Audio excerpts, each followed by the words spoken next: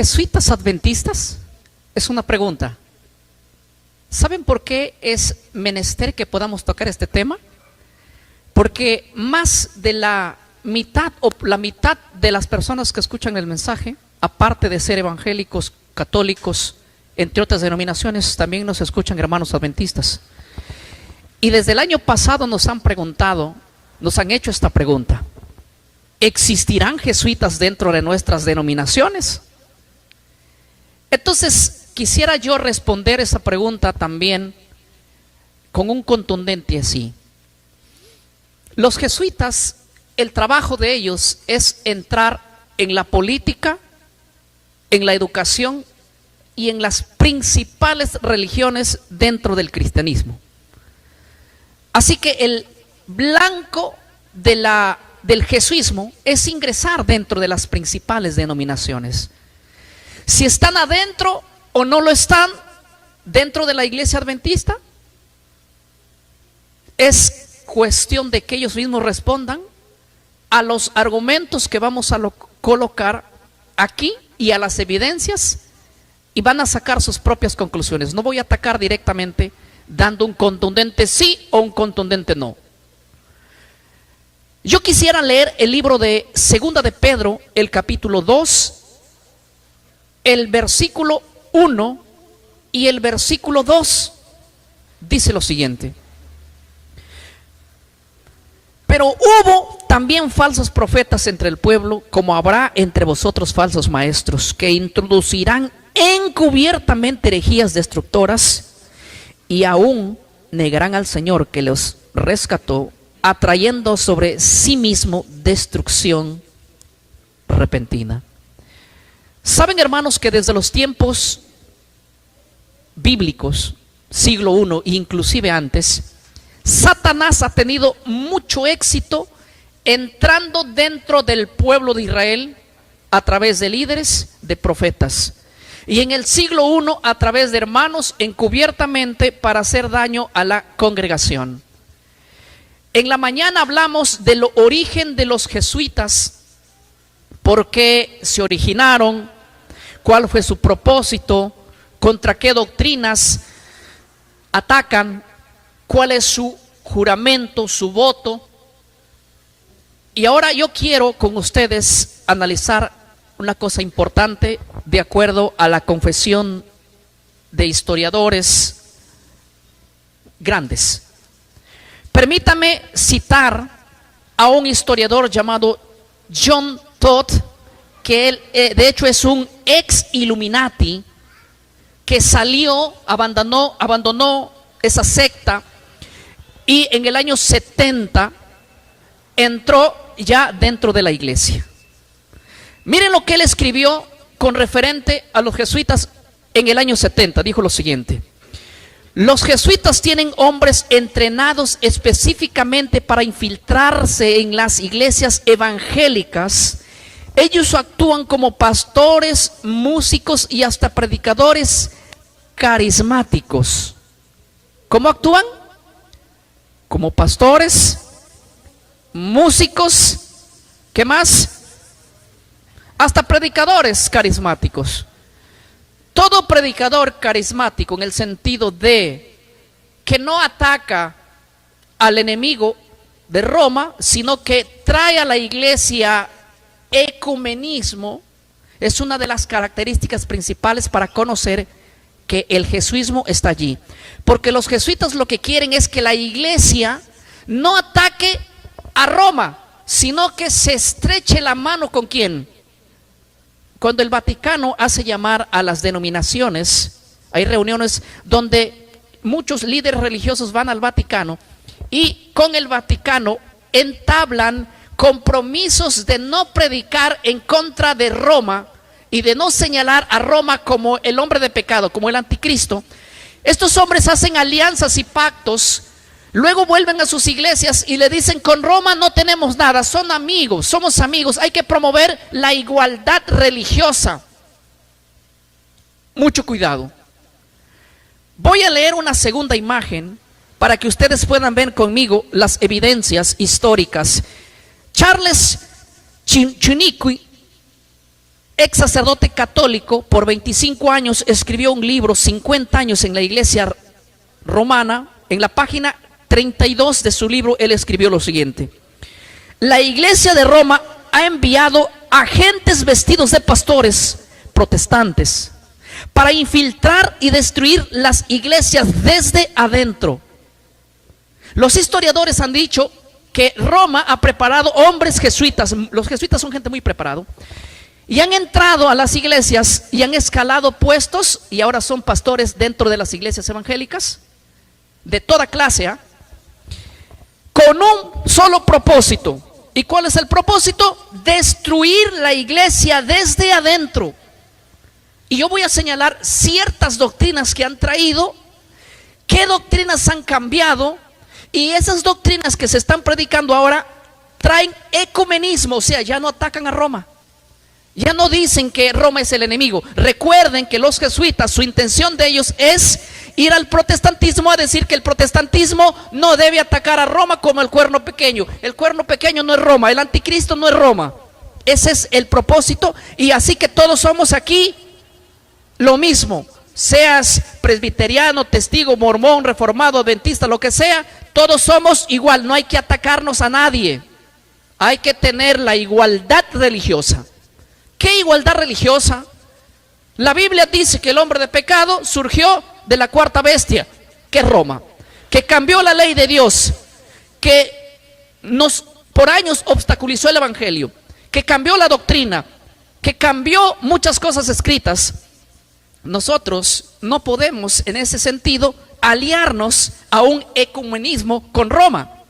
Pero hoy hay pastores infiltrados desde los años 70 y antes inclusive, más con fuerza, dentro de las iglesias evangélicas. Eso está muy bien documentado, porque cada fuente que estoy presentando, ahí está el link para que ustedes vayan a analizar.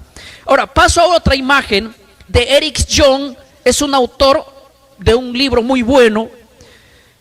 Escuchen lo que él dice. Los jesuitas han infiltrado, escuchen bien, la Convención Bautista del Sur, la Asamblea de Dios, la Iglesia Luterana, los Adventistas del Séptimo Día y otros. Miren que él cómo confesaba que iglesias ya habían entrado. Dice lo siguiente: su misión es ecumenizar y neutralizar. ¿Cuál es su misión? No ataquemos a Roma. Somos todos ecuménicos. ¿Neutralizar qué? Neutralizar el ataque de las doctrinas de la iglesia evangélica contra Roma. Ahora no, ahora ya no se habla en contra de eso. ¿Y quiénes han entrado? Los jesuitas, para hacer ese trabajo. Porque ahora ellos, como líderes y como dirigentes, pues van a ordenar que esos temas no se hagan. Ahora, permítame ir a una imagen que viene. Esta es una declaración terrible que hace un jesuita, que dejó el jesuismo. Este hombre es Rivera, el cual dice lo siguiente. Él dice en primera persona, Alberto Rivera dice lo siguiente: fui entrenado en Roma para infiltrar iglesias evangélicas. Nos enseñaron a disfrazarnos como cristianos nacidos de nuevo, entrar en seminarios y escalar posiciones. ¿Qué cosa dice Alberto Rivera? Alberto Rivera es un hombre que era jesuita por años, y cuando él abandonó el jesuismo, vimos en la mañana cómo lo persiguieron, quisieron envenenarlo en varias veces, y él se libró de la muerte hasta que finalmente lo mataron envenenado. Este personaje, él cuenta su testimonio en los libros que él escribió y dice: yo fui entrenado para infiltrar iglesias evangélicas, nos enseñaron a disfrazarnos como cristianos nacidos de nuevo. O sea, no sé, a simple vista no vas a conocerlo si realmente es un infiltrado o es un cristiano, porque lo que aparenta es un cristiano de verdad. Es casi imposible detectarlo. ¿Dónde vas a detectarlo? Es cuando sus mensajes traen paz con la iglesia de Roma. Es cuando te dicen que no hay que hablar de Roma, que hablemos de otra cosa. Ahora, noten, esto lo dijo él hace mucho tiempo atrás. Dice así, en esa misma imagen, en la parte de abajo, dice lo siguiente, después del link, dice: muchos pastores que hoy promueven el ecumenismo han sido educados y o influenciados por agentes jesuitas sin saberlo. O sea, salieron de la universidad con títulos sin saber que sus profesores son jesuitas. Y ellos van a salir con la mentalidad de no atacar a Roma, de no hablar contra el cuerno pequeño, de no decirle a Roma que es un enviado de Satanás. Hay que hacer ecumenismo con Roma, y cada vez la gente olvida. Hoy día la iglesia evangélica casi poca sabe que Roma es el hombre de pecado y es el cuerno pequeño.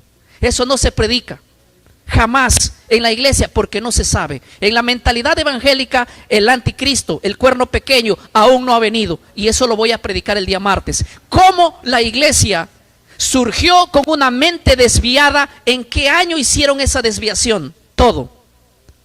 Pero permítame seguir leyendo otra parte que es muy interesante. Esto fue citado por Edmond Paris. Él cita a un ex jesuita anónimo. ¿Por qué?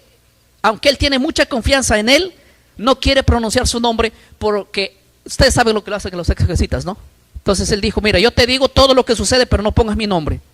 Pero lo que te digo es verídico, porque realmente era ex jesuita. Él dijo: algunos misioneros protestantes en Latinoamérica eran jesuitas encubiertos. O sea, los que llevaron el evangelio a otros países, vinieron de otros países como misioneros, cambiaron completamente lo que se predicaba dentro de las iglesias evangélicas. El Vaticano envió misioneros evangélicos, entre comillas, pero eran católicos, con la mentalidad católica, pero con la apariencia, ¿qué? Evangélica. Y ellos cambiaron muchísimas cosas dentro de la iglesia que vamos a ver en los días que vienen. Miren, eso lo dice en la historia secreta de los jesuitas, capítulo 10. Ahora, la siguiente imagen me impresiona, porque antes de leer la siguiente imagen, yo quiero decirles algo que es interesante, hermanos. Escuchen. Hace muchos años atrás, este ex jesuita fue uno de los hombres más preparados para entrar dentro de las iglesias, y él dice que tuvo una misión especial. Quiero leer el testimonio del doctor Alberto Rivera, que él es un ex jesuita, perseguido y hasta muerto al final por los propios jesuitas cuando él se salió. Él dice lo siguiente, lo voy a leer. Dice así: yo mismo fui asignado para infiltrar a los adventistas del séptimo día. Nuestra meta era hacerlos abandonar su mensaje profético y unirlos al ecumenismo. ¿Cuál es Alberto Rivera, que es un ex jesuita? Él cuenta en su testimonio, en sus libros que escribió, ahí está la fuente para que ustedes puedan verlo. Él dice: yo mismo fui asignado para infiltrar a los adventistas del séptimo día. Nuestra meta era hacerlos abandonar su mensaje profético y unirlos al ecumenismo. Oiga, dos cosas interesantes que cuenta este ex jesuita. Dice lo siguiente: quiero hacer una pregunta así. ¿Por qué creen ustedes que los jesuitas se interesaron tanto por infiltrar la iglesia adventista del séptimo día? ¿Quieren que les diga por qué? Porque su interés de ellos fue porque es una de las pocas denominaciones más influyentes en el cristianismo que sostiene que el hombre de pecado, que el cuerno pequeño, es el que tiene su sede central en Roma, en el Vaticano. O sea, quiere decir que la línea profética que sostiene la iglesia adventista es historicista. Ellos no son preteristas, ni futuristas, ni dispensacionalistas, son historicistas. Entonces, ser historicista y desmentirle a Roma, porque ellos siguieron la creencia de Lutero, de Calvino, de Zwingli, de Newton, de Hus, y todos ellos murieron denunciando que el papado era el hombre de pecado. Y una de las iglesias más conservadoras que ha tenido ese mensaje siempre puntual ha sido la Iglesia Adventista del Séptimo Día. Me comunicaba con hombres que tienen 70 años en esa iglesia. ¿Y saben lo que me cuentan? Antes, por 20, 30 años atrás, se hacía eventos de un mes en carpas y se hablaba todos los temas en cuanto a profecía. Y hoy hablar de esos temas es casi un peligro, porque nos han dicho que esos temas no se deben hablar porque son temas de alarma. O sea, dentro del testimonio del doctor Alberto dice: yo mismo fui asignado para infiltrarme en la iglesia y nuestra meta era abandonar su mensaje profético. Yo no voy a decir si dentro de la iglesia adventista hay jesuitas o no los hay, pero yo quiero preguntarles y decirles de una manera muy clara a todos los que nos van a ver y nos han preguntado: ¿ha cambiado el mensaje o sigue siendo el mismo? Si ha cambiado el mensaje, con toda seguridad debo decir que sí hay jesuismo dentro. Y si no, si siguen denunciando y estos temas siguen siendo puntuales como han sido siempre hace 30, 40 o 50 años atrás, ustedes no tienen ninguna influencia. Pero déjenme decirles que aquí hay un ex jesuita diciendo que hay gente capacitada para infiltrarla. Y él, Alberto Rivera, señala 7 puntos que iban a atacar entrando a la iglesia adventista. Yo voy a hablar el próximo tema de cómo los jesuitas entraron a la iglesia evangélica. Pero este tema específicamente es mostrar cuál sería el ataque entrando a la iglesia adventista. Y juzguen por ellos mismos, que juzguen si esto pasa en su iglesia o no pasa. Y ellos mismos deben responder si es que hay infiltración o no hay infiltración. Primer punto a atacar. Esto era eliminar el mensaje profético de los 3 ángeles. Estoy en lo siguiente. Eliminar el mensaje profético de los 3 ángeles. De Apocalipsis 14, 6 al 12. Dice él, el propio Rivera dice: nuestra misión era neutralizar la voz profética de los adventistas. Su mensaje del juicio y del sábado era un obstáculo para el ecumenismo. ¿Cuáles son los 2 temas? Hermano, el mensaje de los 3 ángeles está en Apocalipsis 14, del 6 en adelante. ¿Y saben lo que dice? Es un ataque contra Roma. Es un ataque contra, porque Apocalipsis 14 dice que hay que volver a la ley de Dios, adorar a Dios, y a Él solo hay que temerlo. Apocalipsis 14, del 6 en adelante, dice que nadie debe estar dentro de Babilonia, hablando de las doctrinas católicas. Y tercero, dice que si alguno no deja esas prácticas, el juicio de Dios caerá sobre ellas. O sea, era contundente un mensaje así de la iglesia. Entonces los jesuitas dijeron: lo primero que tenemos que hacer es, entrando a la iglesia, es, ¿qué cosa? Desarticular el mensaje profético que ellos tienen. ¿Y cuál es el mensaje profético que ellos tienen? Atacar a Roma, atacar al Vaticano, atacar directamente al cuerno pequeño y al sábado, porque el sábado es un obstáculo para el ecumenismo. Yo les hago una pregunta: ¿tendría algún problema la iglesia evangélica, Cuadrangular, Movimiento Misionero Mundial, entre otras iglesias, unirse a Roma? No, porque Roma es dominical y todas las iglesias evangélicas son dominicales. Hay ecumenismo, claro. Pero ¿cuál es la iglesia que no dice eso? Dice: no, nosotros somos sábado. Es la iglesia adventista. Y esa impide el ecumenismo. ¿Y cómo habría que hacerlo ecuménica? Era entrando para que el sábado sea atacado. Escuchen bien lo que voy a decir. Yo voy a mostrar más adelante de qué manera neutralizaron al sábado. ¿Sí? Tú dirás: no, pero todas las iglesias adventistas hoy guardan el sábado. Sí, pero eso no era el punto. El punto era otro. Y ahora yo voy a mostrar cómo es que Rivera enseña de qué manera iban a hacer con el sábado, de qué manera le iban a atacar. No iban a dejar que el pueblo no siga creyendo eso. Algo más interesante. Voy a ir al punto 2. ¿Qué más tenían que atacar ellos? Dice así: Desacreditar el don profético de Elena de White. Escuchen bien, los escritos de la señora White eran un peligro para Roma, dice él. Habían que infiltrarse para cuestionarlos desde adentro. Ahora escuchen bien lo que voy a decir, es interesante. Esto es interesante. Una de las escritoras del siglo XIX, llamada Elena Arnold de White, escribió algunos libros. Dentro de esos libros, algunos específicamente puntuales, donde atacaría a Roma como el cuerno pequeño.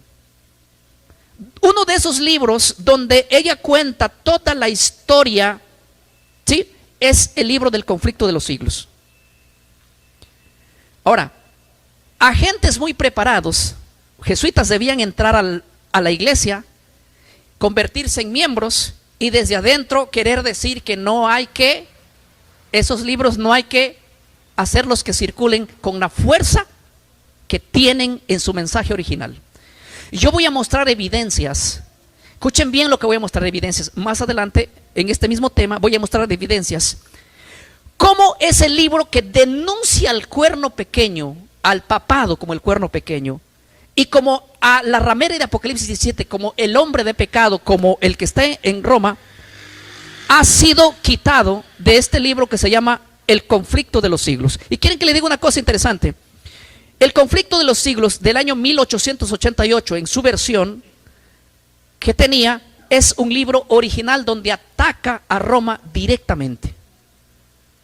Pero en la versión 2011 han sacado cosas que también les voy a mostrar la evidencia que no están ya. La pregunta es, ¿quién lo hizo? ¿Por qué lo hicieron? Pero lo que está diciendo Alberto Rivera es: nuestra preparación fue entrar a la iglesia y cuestionarla desde adentro. O sea, adventistas o aparente adventistas disfrazarse y decir: oigan, estos libros de aquí adentro, sobre todo lo que ataca a Roma, tenían que extirparlo o tal vez livianizarlo o tal vez suprimirlo, quién sabe. Lo importante es que no se ataque a Roma como el cuerno pequeño. Estoy siendo claro aquí, ¿verdad? Ahora, si ellos creen que Elena de White es inspirada, es problema de ellos. Yo creo que la Biblia es la única inspirada, pero yo creo que sospechosamente, si Elena de White habló y condenó al cuerno pequeño como el papado, ellos lo que querían hacer era decir eso, querían evitar.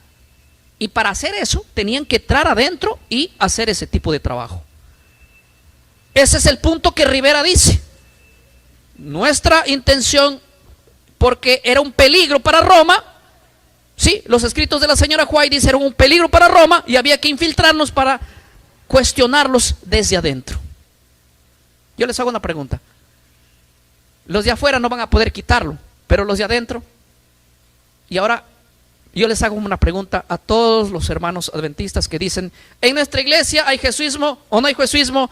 No lo sé, pero lo que sí sé es que Rivera dijo que una de las cosas que harían era entrar a la iglesia y hacer que esos libros donde habla del ataque a Roma sean omitidos. Juzguen por ustedes mismos si esto pasó o no pasó. Y si pasó, saquen sus conclusiones. Y si no pasó, pues no tienen infiltración. Simple, no podemos discutir más allá de eso. Punto 3. Introducir el ecumenismo y promover la unidad con Roma. ¿Dónde debían hacer eso? Dentro de la iglesia adventista. Debíamos hacerlos ver que Roma ya no era una amenaza. Había que promover la unidad cristiana dentro de las iglesias, ¿qué? Adventistas. Ahora, es interesante, pero en muchas partes, yo ayer conversaba con un hermano que es adventista y yo le hacía una pregunta puntual. Yo le decía: dentro de las iglesias que ustedes tienen, ¿están promoviendo el ecumenismo? Y me decía: en gran parte sí. En gran parte ya no se ataca a Roma, ya no se predica contra Roma, ya no se hacen esos temas fuertes. Y en gran parte pareciera que hay un ecumenismo. Yo no lo sé porque yo no formo parte de la iglesia adventista, ni sé cómo funciona, pero los que pueden sacar esas conclusiones son ellos mismos.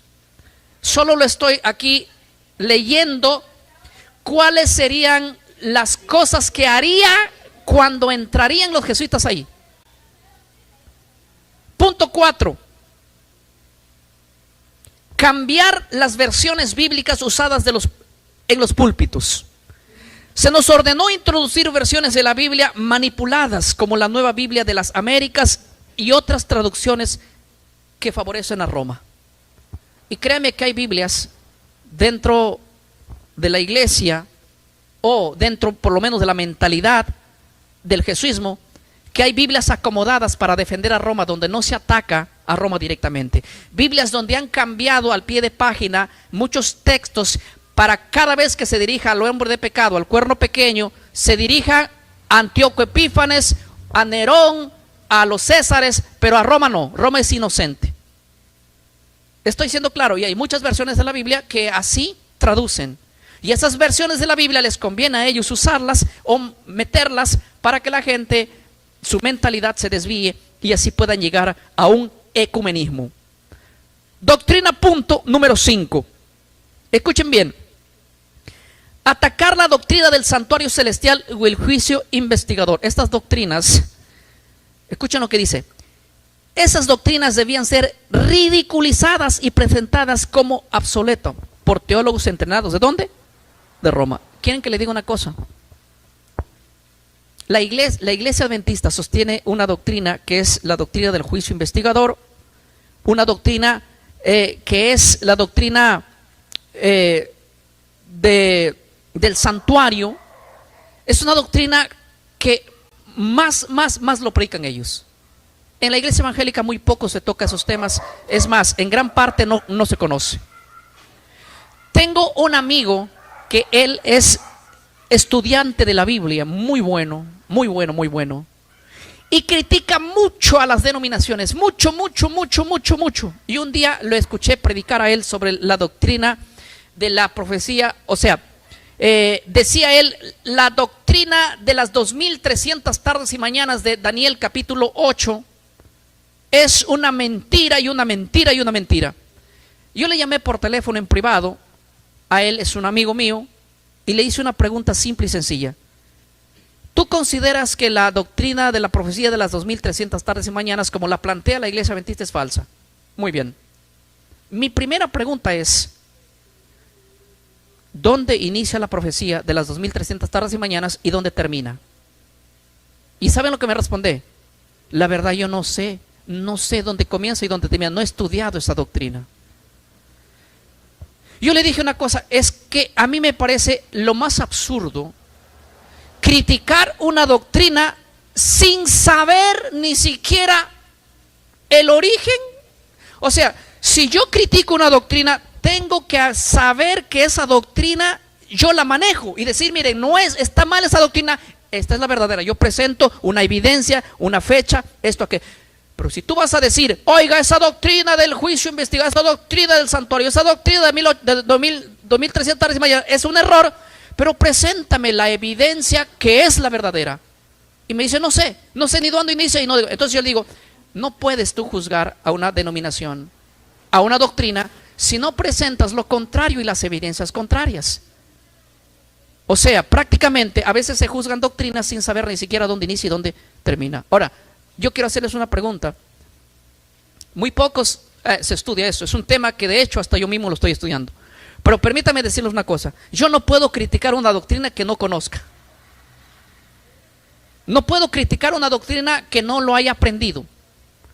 Pero Roma, su intención de Roma fue ridiculizar. Y hoy hay un montón de gente diciendo, esa profecía de las 2300 tardes y mañanas es bíblica. Está en el libro de Daniel 8. ¿Sí? Está en Daniel 8. No recuerdo el texto exacto, 20 por ahí. Habla de las 2300 tardes y mañanas que tiene un inicio y tiene un final. La mayoría critica, pero a la mayoría pregúntale, está bien, dile, ¿cuándo inicia esa doctrina y cuándo termina? Tú que dices que no es así. ¿Cómo es entonces? Explícame. No va a poder explicarte. Escúchame bien lo que te digo. No te va a poder explicar. Va a decir que es falsa, pero no va a decir por qué. ¿Y dónde comprueba que cuál es la doctrina? Está bien, la que te presento es falsa. Ahora preséntame la tuya. Dime cuándo inicia, cuándo termina. se quede en el aire. Ahora, miren el punto 6, me interesa. Dice así: llevar a las universidades adventistas a alinearse con el pensamiento católico. Rivera dice que una vez entrado dentro de la iglesia, a él la habían capacitado para que haga estos 6 puntos y un 7 que viene, y uno de los 6 puntos era llevar a las universidades adventistas a alinearse con el pensamiento católico. O sea, para que tú lleves a una universidad adventista al pensamiento de Roma, es que tiene que haber educadores que sean con el pensamiento romano. Ayer me decía un hermano que conoce muy bien la iglesia adventista, lo llamé por teléfono, él está en Estados Unidos, y me dice: Polonia, México y otras más, nuestras universidades adventistas están siendo dirigidas por sacerdotes católicos. Literal, tengo las evidencias porque yo trabajé tanto tiempo allá. Nombre fulano, sutano y mengano son profesores académicos, son gente que nos está dictando seminarios en nuestras propias iglesias y son completamente católicos.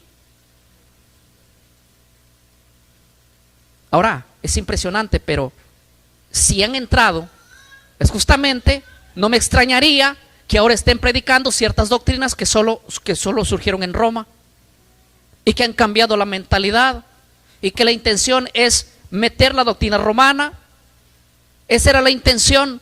Y si esa es la evidencia que hay, y si eso está pasando, entonces no me pregunten a mí si la iglesia está con jesuitas o no está. Solo juzguen por ustedes mismos si estos puntos que estoy mencionando lo vienen pasando dentro de su iglesia.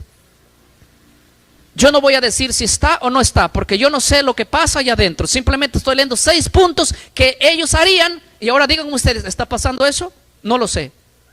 Ustedes deben saber si sí o no.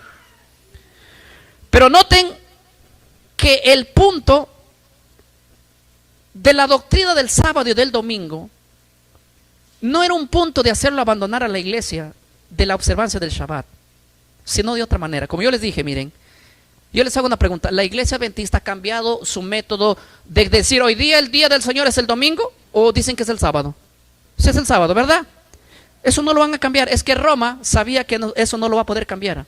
Por eso es que ellos hicieron otra cosa que indica el número 7, que es escalofriante. Escuchen lo que dice el punto número 7. ¿Cuál era el punto número 7 que Rivera dice? Confundir la doctrina del sábado y abrir puertas al domingo. Y escuchen lo que dice ahí Rivera: debíamos debilitar la enseñanza del sábado poco a poco hasta ser una simple costumbre, no un mandato divino. Ahora, ¿cuál era la estrategia de ellos? Debilitar al sábado hasta convertirlo que se haga un día por costumbre, no por mandamiento. Escuchen lo que voy a decir. En el día sábado, según la Biblia, se deben hacer 3 cosas. Es un día de adoración, sin trabajar. Es un día donde se alaba a Dios. Es un día donde se alaba a Dios a través de las alabanzas. Es un día donde se ora. Y es un día donde se estudia la palabra de Dios. 3 cosas es el Shabbat para hacer según tú revisas la Biblia. 3 cosas. Es un día donde se canta, donde se ora y donde se estudia la Biblia. Nada más. Pero los jesuitas, su intención de ellos era entrar y quitar del sábado su verdadero propósito, y que se convierta en un día casi secular. Pero no que dejes de congregar, pero que tu culto sea secular. He ido a México, a República Dominicana, a España, a Bolivia y a otros países. Y en cada evento que hago vienen hermanos adventistas. También ellos vienen, escuchan que voy a estar y vienen. Y me dicen: pastor, en nuestras iglesias cada sábado ya no se hace esto, ni aquello, ni lo otro. Mediodía hacemos un culto, llegamos tal hora, un culto de un par de horitas o de 1 hora. Y a veces ni eso, porque se agarran aquí los jóvenes a desfilar, a embanderarse, a celebrar marchas, a hacer aquello, el otro. Culto no hay. Hoy día hay celebración, cada sábado hay una celebración de un aniversario, el otro sábado nos vamos por otro aniversario, el otro sábado el día de la pañoleta, el día de la Biblia, el día del pastor, el día no sé de qué cosa. No es un culto de adoración, se ha perdido el verdadero sentido del Shabbat.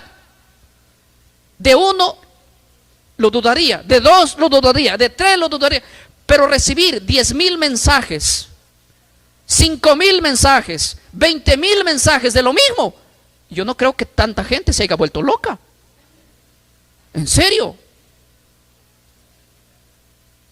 Hermano, el sábado es un día especial de adoración a través de la alabanza, del estudio de la Biblia y de la oración. No se puede cambiar por nada ese día para darle otro sentido, otra dirección secular. ¿Quieren desfilar? Desfilen, hagan otro día. ¿Quieren celebrar pañueletas? Háganlo otro día, ¿por qué importa? ¿Quieren celebrar el día del pastor? Háganlo otro día. ¿Por qué el Shabbat? Es que lo que dice Rivera es tremendo. Él dice, confundir la doctrina del sábado, abrir puertas para el domingo. ¿De qué manera? Debíamos debilitar la enseñanza del sábado poco a poco hasta hacerlo una simple costumbre, no un mandato. Ahora, déjenme decirles algo interesante. ¿Los jesuitas están dentro de la iglesia adventista? No lo sé. Díganme ustedes, ¿cómo es el Shabbat que celebran? ¿Es un Shabbat secular o bíblico? Algunos hermanos me llevaban por teléfono y me decían: pastor, en la tarde ni estudiamos la Biblia. Los jóvenes empiezan a hacer juegos, a competir, esto, aquello, a ver quién concurso.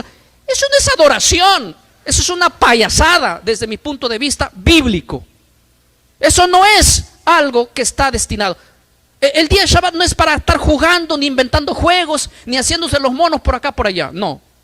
Si eso pasa, díganme ustedes. Yo no sé, yo no he ido a un programa así. Pero díganme que ellos mismos juzguen si está o no está. Ahora, ustedes mismos sabrán si el sábado ha sido debilitado. La manera de los jesuitas es: nosotros no vamos a poder quitar de la mente del sábado al domingo, pero una vez haciéndolo un día liviano, llega un momento cuando el sábado ya no va más, y va a haber mucha gente que guarda el sábado, que va a abandonar el sábado, porque va a ser lo mismo. Es un día como lo que se hace en la semana, se hace también, ¿dónde? En Shabbat. Y los pocos viejitos que se levantan a querer reformar la iglesia, pronto son quitados. Los pronto viejitos conservadores que dicen: hermano, no hay que hacer esto, no hay que hacer aquello, ¿cómo es posible que hayamos caído? Vaya pues, chao. Enmudecidos, callados, disciplinados por querer. Cualquier persona que quiera predicar algo contrario a lo que dice ya la institución es un hereje también. A mí me han escrito muchísima gente que ha querido hacer cosas de, ¿cómo se puede decir?, reformarla, y han sido excluidos. No sé por qué está pasando eso.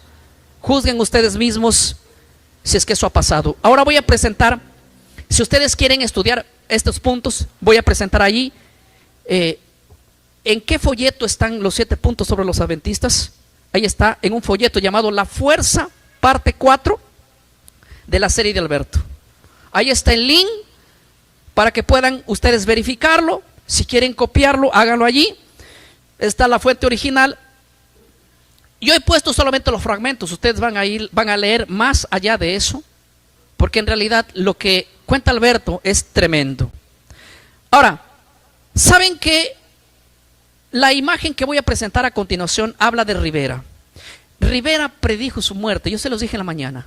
Este personaje fue jesuita que hizo todas estas declaraciones y expuso la intención de los jesuitas. Haciendo estas declaraciones, él predijo su muerte. ¿Saben lo que dijo? Él dijo así: en varios folletos, especialmente La Fuerza y El Cuarto Hombre, Rivera afirmó los jesuitas buscarían matarlo y que no moriría de muerte natural, sino por ser un objeto, ¿qué cosa? Del Vaticano. O sea, Rivera, en varios folletos que escribió, él dijo: yo voy a morir a manos del Vaticano. Y aunque él en sus libros cuenta haberse librado varias veces de la muerte, en ciertas ocasiones se libró de ser envenenado, en otras de ser muerto, pero lastimosamente Alberto murió, y murió por una dosis de envenenamiento largo. Es algo, un medicamento que te dan, el cual no te mata en el instante, pero te va matando poco a poco y no tiene cura. Miren lo que dice la versión de sus seguidores en el libro Chic Publicaciones. Dice lo siguiente: creemos que Alberto Rivera fue asesinado lentamente por el Vaticano mediante envenenamiento prolongado. Él había advertido que la Compañía de Jesús intentarían, ¿qué cosa? Silenciarlo, y lo hicieron.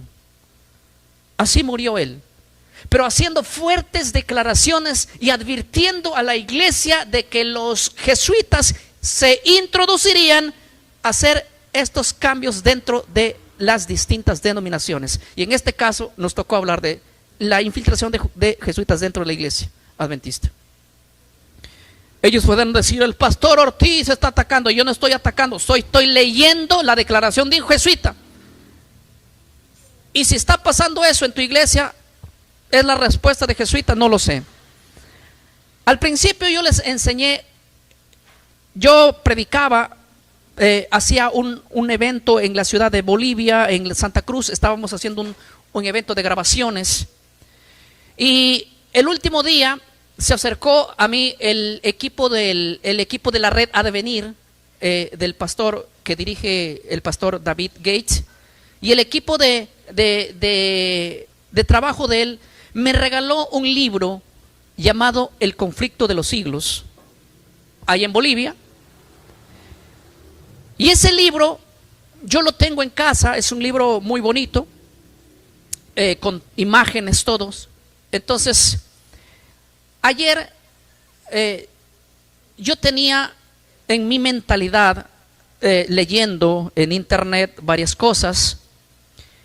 Entonces dije, bueno, qué mejor conversar con un hombre que conozca más de este punto. Agarré el teléfono, conversé con el pastor que dirige la red Ha de Venir. Es una red mundial, de hecho, en Bolivia. Lo llamé y él me contestó, porque es un amigo mío. Y yo le hice una pregunta puntual y le dije: mira, el equipo de la red Ha de Venir me regaló un libro que se llama El conflicto de los siglos, el cual yo te quiero hacer una pregunta puntual, directamente y a la yugular. Dime tú, el libro que tú me regalaste, que tu equipo me regaló, ¿es el libro de la versión original o es un libro de la versión ya no original? Y yo quiero leer aquí una imagen. Escuchen lo que dice esta imagen: la versión original del conflicto de los siglos. Después de hacer esta investigación, yo tomé el teléfono y lo llamé. ¿Y saben lo que dice? Esta publicación es una versión original del conflicto de los siglos. Dice: escrito por Elena Hardon de Huay, publicado en 1888, revisada en 1911. Dice lo siguiente: esto dice así: identifica claramente al papado como el anticristo en ese libro. Ejemplo contundente, como dice ese libro, el Papa ha usurpado la autoridad de Dios y se ha sentado en el templo de Dios como si fuera Dios. Esto lo dice en El conflicto de los siglos, capítulo 25, la edición original de 1911. ¿Identifica claramente al papado o no? Sí. Ahora, escuchen, voy a ir a la siguiente imagen. Miren lo que dice. La versión abreviada se llama La Gran Esperanza, El conflicto de los siglos, La Gran Esperanza, publicada en el 2011. Tiene un pequeñito problemita. ¿Saben cuál es el pequeñito? Que no es pequeñito, es problemón. Miren lo que dice: publicada por la Conferencia General de los Adventistas del Séptimo Día como resumen del conflicto de los siglos. Miren las cosas que están suprimidas. Suprimieron muchos capítulos proféticos, especialmente los que, identificaban al papado como el cuerno pequeño. Está borrado. Donde llamaban al papa el hombre de pecado o anticristo, está borrado. Donde describen a Roma como la ramera de Apocalipsis, no existe. Qué sospechoso que en la versión 2011, donde se atacaba al papado, toda esa parte lo han omitido. Alguien podrá decir, pastor, estás mintiendo, porque lo que puedas encontrar en las investigaciones de los libros sean mentiras. Está bien, por eso, justamente por eso, me tuve que cerciorar y llamar a alguien que conoce profundamente de este tema. Y él me dijo, es verdad, se ha suprimido esto, eso y aquello. Es cierto. Y yo le dije, ¿y el libro que tú me has dado? Me dice, sí, es original. Conservamos todavía el original. Pero déjame decirte una cosa. En realidad, el actual presidente adventista, Ted Wilson, dice él, hizo un compromiso al mundo de llenar el mundo con el conflicto de los siglos. Estoy repitiendo las mismas palabras de él. Escuchen bien. Donde él, cuando dio ese mensaje, le llenaron de amenazas de muerte, porque ese libro era muy peligroso para el mundo. Así que él, comprometido a dar al mundo el mensaje, él tuvo que suprimir la parte justamente que estás tocando, para que esa promesa no sea rota y el conflicto de los siglos sí ha llevado a todo rincón, pero menos la parte que atacaba directamente al hombre de pecado. Si esa versión es cierta, déjenme decirles que Ted Wilson es el hombre más cobarde que puedo conocer. Porque todo hombre debe hablar la verdad aunque le venga encima el mundo. Pero si esa no sé, no estoy sumando ni restando nada. Ahora alguien puede decir, no, pero eso lo dijo David y David no está bien con la iglesia. Muy bien, llamé a otro que sí está bien. Hablé con él, que es amigo y tiene una influencia y un ministerio gigantesco. Yo le dije, mira, lo que tú me digas, yo no voy a decir que tu nombre, por cuidar tu imagen. Pero solamente te quiero preguntar si el libro que hoy ustedes dan de la fecha 1911, del 2011, está mutilado en esto. Él me dijo, sí. No te voy a mentir, sí. Él también es amigo mío. Y él sí está en regla con la iglesia. Pertenece a la iglesia y tiene un canal grandazo. Wow, me quedé sorprendido.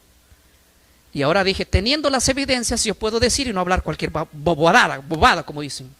Tengo que cerciorarme de esto. Ahora, ¿quién puede saber si esto es verdad o mentira? ¿Saben quién puede ser? Ellos mismos.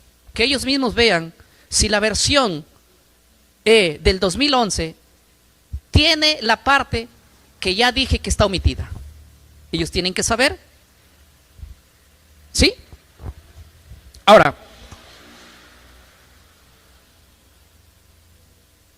quisiera yo terminar, a ver si es que me ponen una pila nueva aquí, por favor. Y ir avanzando en esto.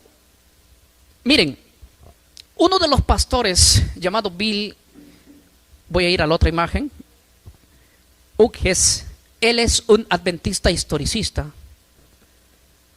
Él dice lo siguiente, hace una declaración aquí. Lo pongo aquí porque está público, esto no es que lo dijo en secreto, está público, por eso lo estoy poniendo porque público. Si él lo colocó es para que lo lean todos. Dice así: al quitar el mensaje contra el papado, se ha traicionado el propósito profético de Ellen G. White.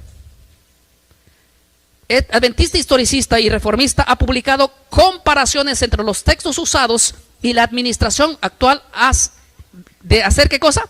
Ecumenismo suave. Él dice que al quitar esos ataques directamente al cuerno pequeño o al papado, es como hacer un ecumenismo ¿qué? Suave. Ya no hay que atacar al enemigo. Ya no hay que atacar. Murieron los protestantes. Murió Juan Jos. Pero ¿a quién le importa eso ahora si eso es cierto? Ahora ya no hay que atacar al papado. Ahora es amigo el papado y hay que irnos allá y a desfilar con ellos. Y allá no la veía, dar los regalos y recibir regalos de ellos. Y después que yo me siento a comer un café contigo, ya no puedo hablar tu mal. ¿Para qué? Si es mi amigo.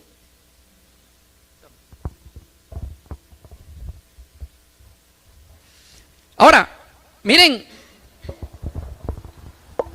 sobre la versión abreviada, La Gran Esperanza, que es la publicación del 2011, ¿qué ha dicho, qué ha respondido la Iglesia Adventista con respecto a la omisión? Esto es lo que dice. Escuchen bien.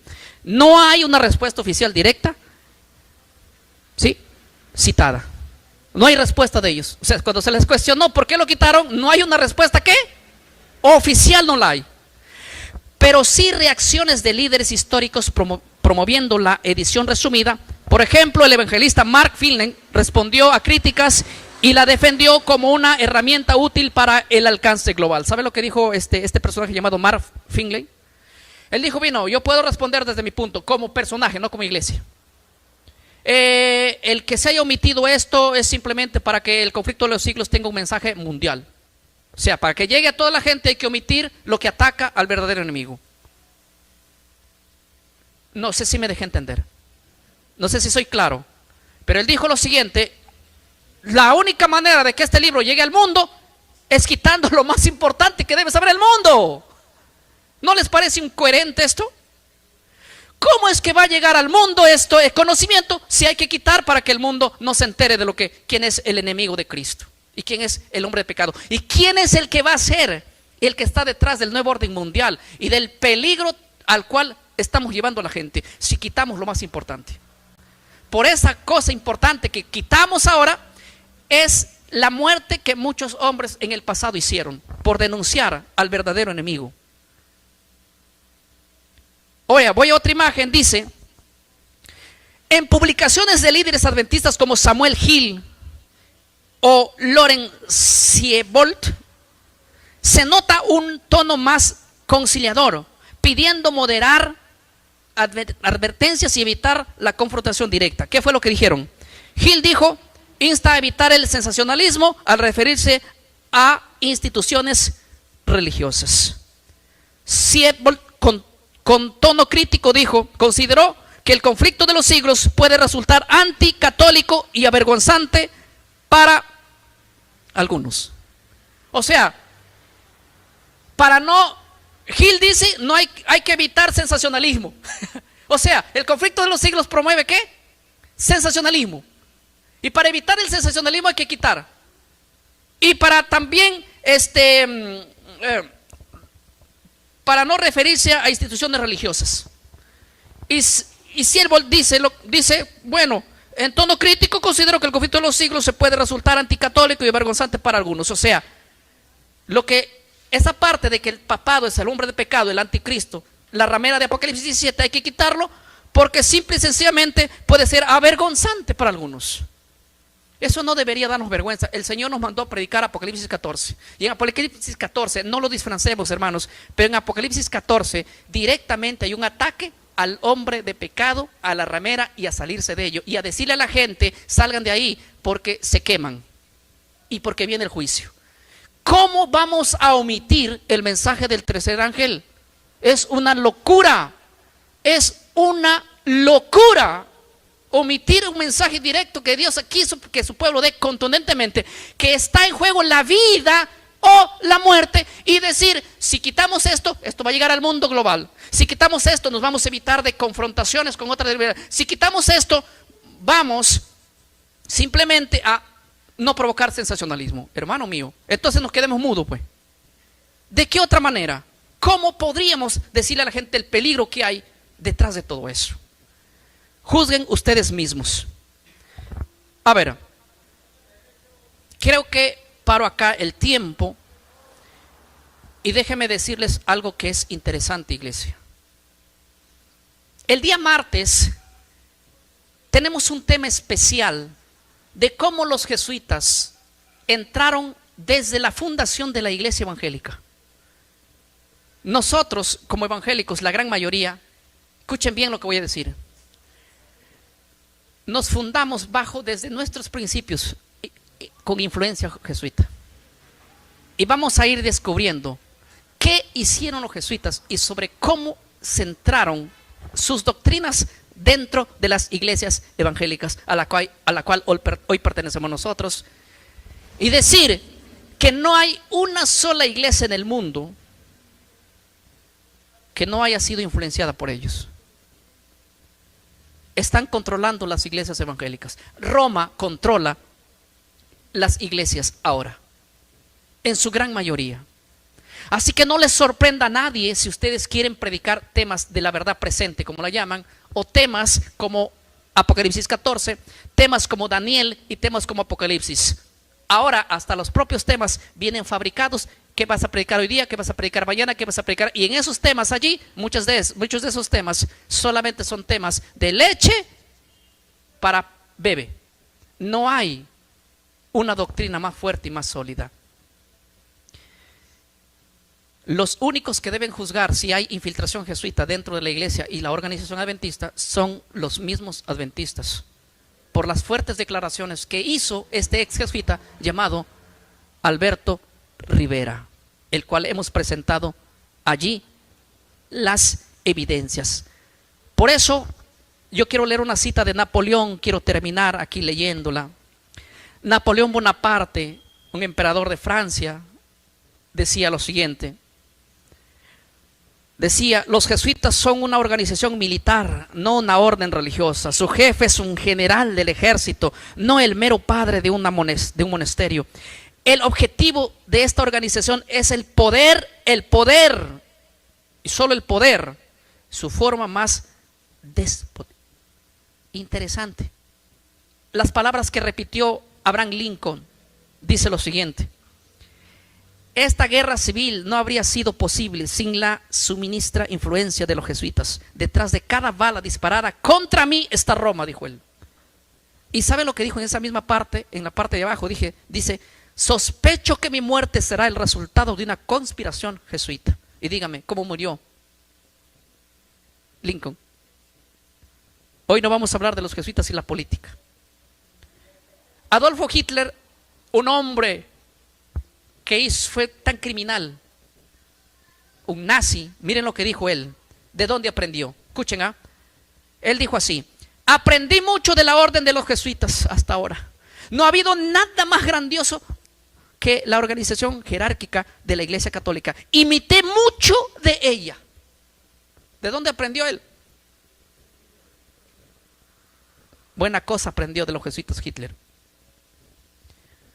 Freddy Von escribió lo siguiente: si hubiera alguien que mereciera ser temido en este mundo, son los jesuitas. Wow, este hombre que es un gran filósofo alemán, él dijo bien clarito. John Adams dijo lo siguiente, también fue presidente de los Estados Unidos, dijo: los jesuitas son una amenaza para la libertad. Ellos se infiltran en el gobierno y destruyen repúblicas desde adentro.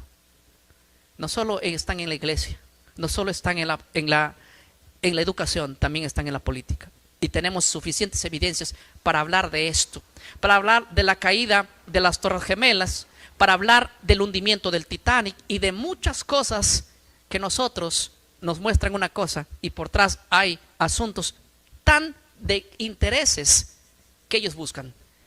En otras palabras, el jesuismo lo que busca es poder, poder y poder donde llega, en la educación, en la iglesia o en la política. Y ni hablar de cómo han influenciado al mundo. De todas las empresas más grandes que mueven y que controlan, están detrás los jesuitas.